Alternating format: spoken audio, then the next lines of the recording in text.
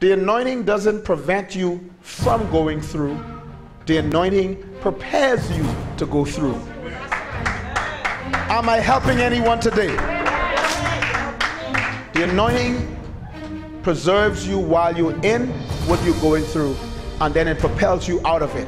When God calls you and rests his anointing upon you, I'm convinced of this, Clark, that he invites the enemy to test you. Miranda, God doesn't anoint you and then say to the devil, don't touch her.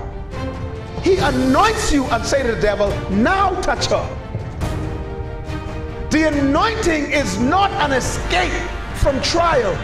It is an equipping for the trial.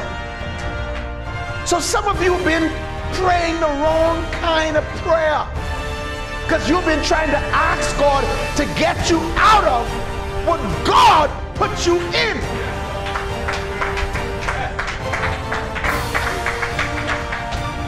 You are praying to cancel out what God has commissioned to bring you out and to bring you up, because you're like a parachute. You're God's parachute. But the truth is, I don't know anybody in their right mind that will jump out of a plane, put on a brand new parachute that has not been tested. So God has to allow you to be tested before he can allow you to be used. You are God's parachute. You are supposed to preserve someone from falling and dying. You. But before he can use you to preserve someone from falling and dying, he has to test you first to ensure that when they pull your string, God has to allow you to be tested with severe testing, so that when the people around you pull for help, you will reach out and secure them.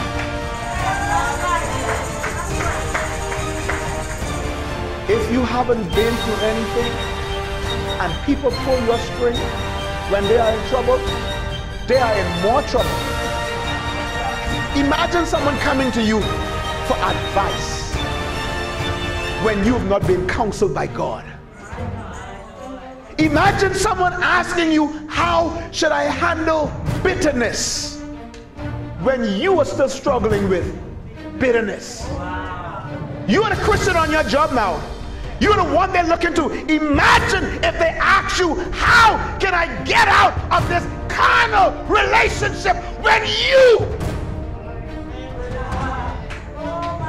are trapped in a carnal relationship.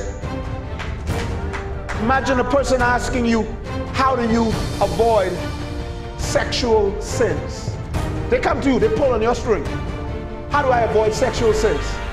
And you are in the midst of a sexual sin yourself. You see why God has to test you first before he let anybody put you on? You are God's parachute. Person comes to you and asks you, what should I do with my money? And you are a non-tither. It is highly unlikely that your response to them would be, give God his money first. But if you are robbing God, the only advice you can give to somebody else, come on, y'all talk to me, church. Be upset, but still talk.